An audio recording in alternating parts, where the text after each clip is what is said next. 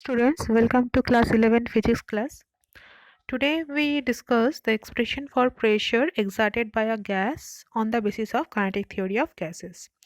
Last day we discussed the postulates and some assumptions on which kinetic theory of gas is based.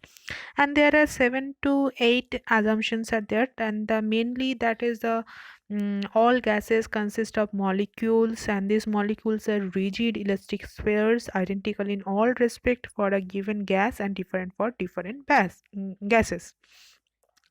And the main topics that the size of the molecules is negligible compared with their average distance of between the molecules, and these molecules are in random motion, that's why they will collide with one another and also with the wall of the container. And these collisions are perfectly elastic because there is a no um, uh, loss of kinetic energy, and there are no force of attraction or repulsion between the molecules.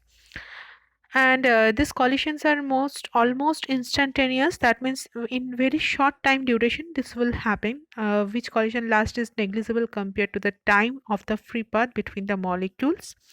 And we discuss about the mean free path, that is the average distance covered by a molecule between two successive collisions, that is called mean free path. These are the main some assumptions on which the kinetic theory of gas is based. Today we discuss the, and also last class we discussed about how gas exert a pressure, how gas on the basis of this kinetic theory, how does a gas exert a pressure we discussed. Today we derive the expression for pressure which exerted by a gas.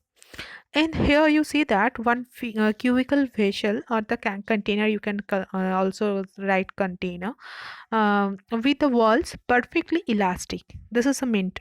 Okay, whatever you consider the vessel or the container, the walls are perfectly elastic as shown in this figure. And here many molecules are there, but as per our derivation we use only one molecule, that's why we draw only one molecule, but there are many molecules are there. Okay, for the derivation will be make very easier, that's why we consider only one molecule. So this container or this vessel have 1 gram molecule of gas with its molecules in random motion. We considered one molecule whose mass is m moving with a velocity c. Okay, and because this is a cubical shape, so we can resolve this velocity along three axes x, y, and z. So along three axes x, y, z, the components are u, v, and w. Okay, so we can write c squared, that is equals to u squared plus v squared plus w squared along x, y, and z. Understand?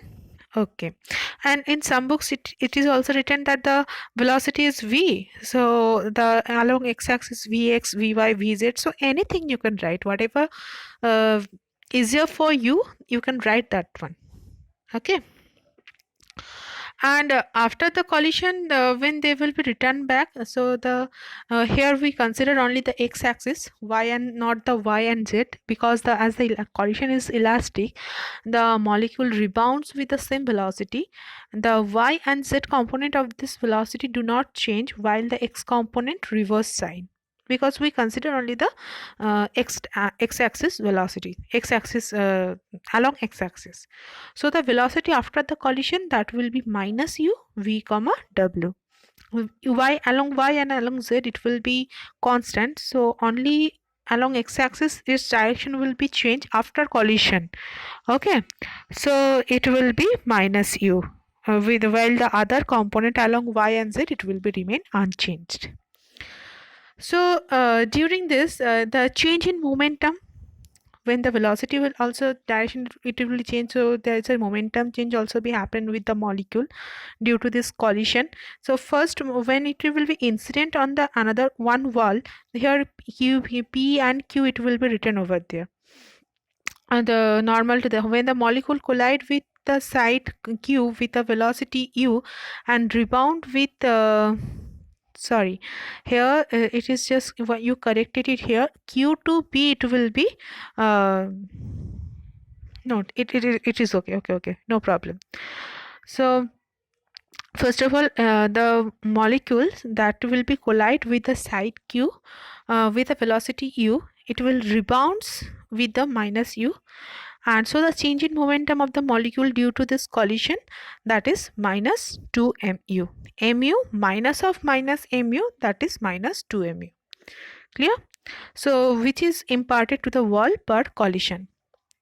Now the time taken by the molecule to cover this distance, one time also be required to cover this distance. So the distance, that is the length of the vessel or the container, that is L. So T equals to L by U, because velocity equals to displacement by time. Here displacement means the length of the cubical vessel or the side, that is L. So T equals to L by U. So after every time interval of 2L by U. Why 2L? This time taken by the molecule covered the distance only one time. Either it will be go from Q to P or P to Q. But when it will be covered from Q to P, then P to Q, so once it will take L by U, then another one time it will be take L by U, so the total time that will be 2L by Q. So after every interval means it will be again return back to its first point at the first wall. It will be collide first P, then from P to Q, so Q to P, then P to Q, the total time that will be 2L by Q. So the molecule will again collide with the wall Q, and the number of collisions per unit time with the wall Q, it is equal to U by 12. How we can get this collisions per unit time? Here within bracket I will write. So 12 by U, that will be the total time. So that is equals to one collision, one full collision on U. Okay, that means from Q to P, first it will be collide, then P to Q, again it will be collide on the wall Q. So the total time, that is 2L by U. So in 2L by U second, that is equals to one collision on EQ. So 1 in 1 second per unit time, that means the 1 second, that is U by 2L. So this is the number of collisions per unit time with the wall Q is equal to U by 12. So the momentum on the imparted to the wall per unit time, here first of all we find out the change in momentum, but now the momentum imparted or the momentum transferred to the wall per unit time, that is momentum change into the number of collisions per unit time with the wall Q. So 2 mu into U by 12. So that is equals to mu squared by L. So here we ignored the negative sign of that minus 2 mu, because here you get minus 2 mu. So we neglect this negative sign. Okay. So so momentum we get. So if momentum is there, that means one force also be exert on the wall Q, and the force also be exert, that is Q equals to mu squared by L. That is the force exerted on the wall Q. I hope you can understand that force exerted on the wall. How can we derive these things? Force P means momentum by time. So time means per unit time, that is 1. So P by 1. So P means change in momentum, change or the momentum imparted per wall, that is mu square by L by 1, that is we get mu square by L. If you don't understand, then in comment box you write me, please write that this line you did not understand, so I will write each every step, then you can understand and send it to you. So if force, so we find out the force exerted on the wall, that is Q equals to same what is the momentum imparted to the wall per unit time, because momentum divided by time. So here time, that is per unit time 1. So the only the momentum whatever the we find out, that is mu squared by L divided by 1. So we get only mu squared by L. So the momentum imparted to the wall per unit time, that is the force exert on the wall Q. So if force is there, that means for pressure. So we find out the pressure. Pressure means force per unit area. So area of the cubical vessel, side square, that is L square. So force by area. So mu square divided by L divided by L square. So we get mu square by L cube. So we find out the pressure. So now this is for one molecule, because we consider only for one molecule is there, one molecule. Now if there are n number of molecules and their velocities are u1, u2, u3 up to un along the x-axis, then the pressure will be exerted by them on q. What we can write? So in place of u we just write u1, u2, u3 up to un. So P equals to m by L cube. This is constant. First for first molecule, U1 square, for second molecule, U2 square, for third molecule, U3 square, and for up to n, UN square. Okay. So U1, U2 square, U1 square, U2 square, U3 square, this is called the average value of U square. And average value we can write by bar sign, U bar whole square. U bar whole square. So this L cube, P equals to m n by V. N by V, it will be represent, this V represent the volume of the vessel. I hope you understand volume means V equal 1 by L cube, N by L cube. That is the number of molecules per unit length, or you can cube of the length. So N by V represent that 1 by L cube. Okay. So V here, V it will be represent by the volume of the vessel. So Mn by V into U bar square. This is the pressure exerted by the n number of molecules. So now as the molecules are random, move randomly. Okay, so if you take the y-axis, x-axis individually, so we get this one, that u bar square that is equals to v bar square that is equals to w bar square that is equals to c bar square by 3, one third of u square plus v, u bar square plus v bar square plus w bar square, that is gives us the c bar square. So that is equals to c bar square by 3, where c bar represent the root mean square velocity of the molecules. C bar equals to c1 square plus c2 square plus c3 square plus cn square up to n divided by n. So in place of P, so we can write the pressure P equals to 1/3 mn c bar square by V. In place of U bar square, we just write mn c bar square by V, where now this n by V, it will gives us the number of molecules per unit volume. Number of molecules per unit volume, and that can be written as represented by small n. So 1/3 mn c bar square, 1/3 mn c bar square.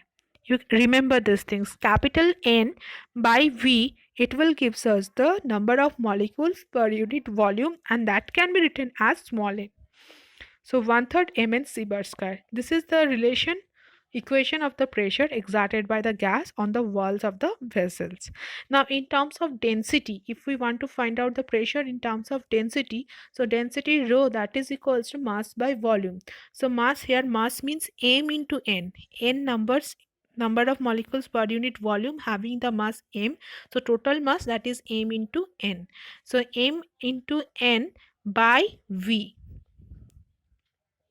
Okay, capital N is the number of molecules and each having mass small m. So the total mass of the gas, that is m into n, divided by volume is V. So m into n, so n by V, it gives us the number of molecules per unit volume. So that is gives us m into small n. So in place of m n, we can write rho.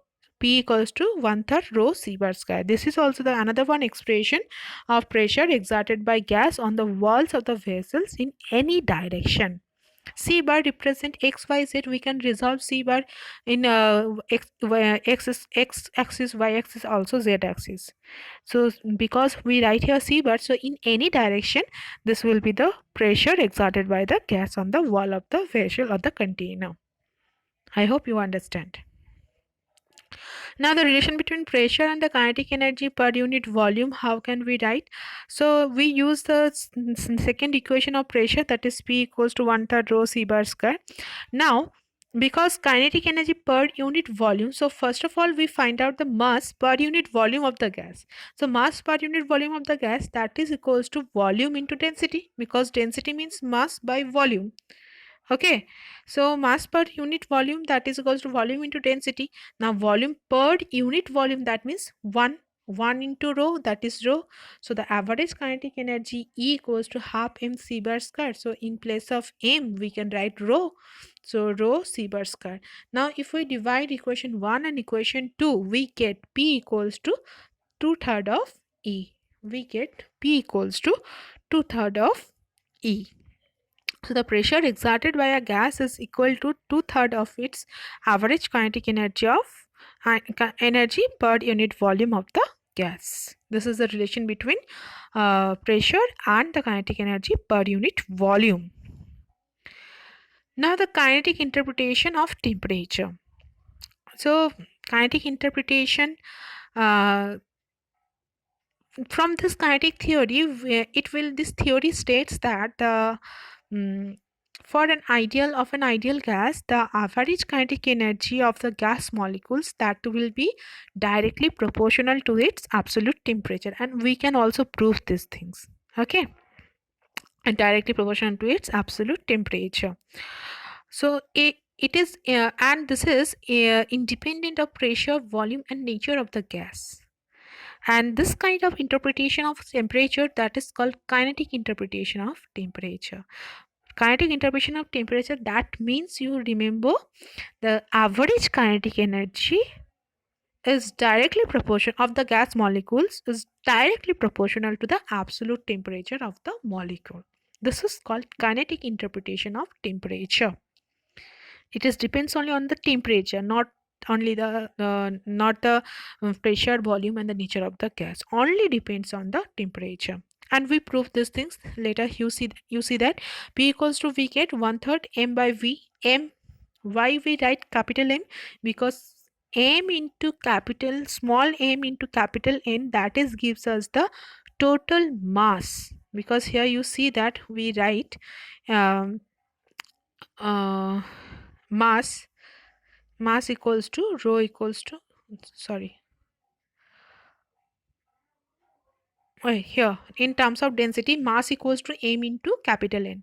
This m into capital N gives us the capital M, total mass of the gas. So that's why we can write P equals to 1/3 capital M by V c square. Okay, in place of small m into capital N, we write capital M. Small m into capital N, that will gives us the total mass of the gas molecules, and it will be represented by capital M. Okay, so PV equals to 1/3 mc square. Okay, now PV equals to RT, we know that. So 1/3 mc square, that is equals to RT. So C square equals to 3 RT by M. Now 3 is a numerical value, it is constant. R and M also be constant. Mass is constant, RE is also constant.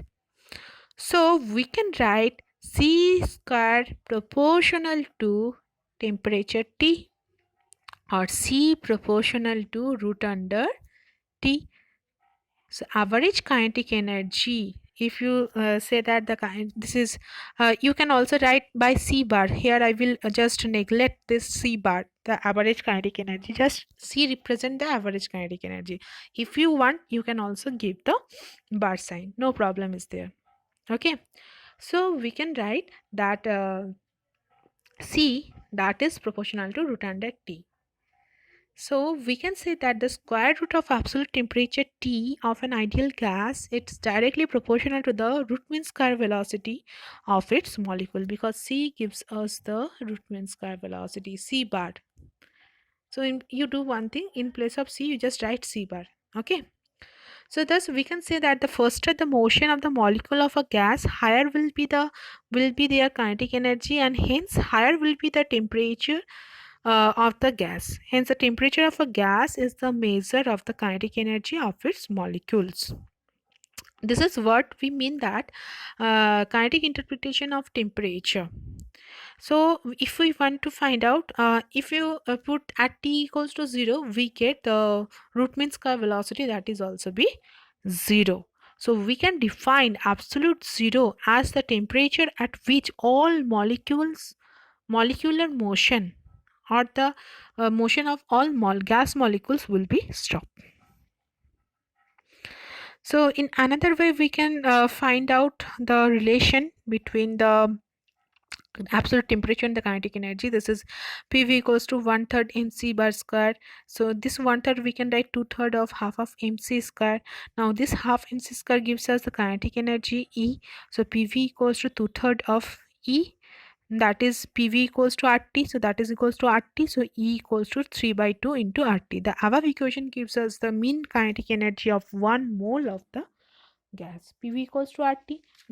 Actually the equation is PV equals to nRT, but here we consider 1 mole of gas, that's why E equals to 3/2 into RT. And in terms of Avogadro's number, we can write this E bar, that is equals to 3/2 kb into T, because R by N, this gives us the gas constant per molecule. This is called Boltzmann constant. This is called Boltzmann constant.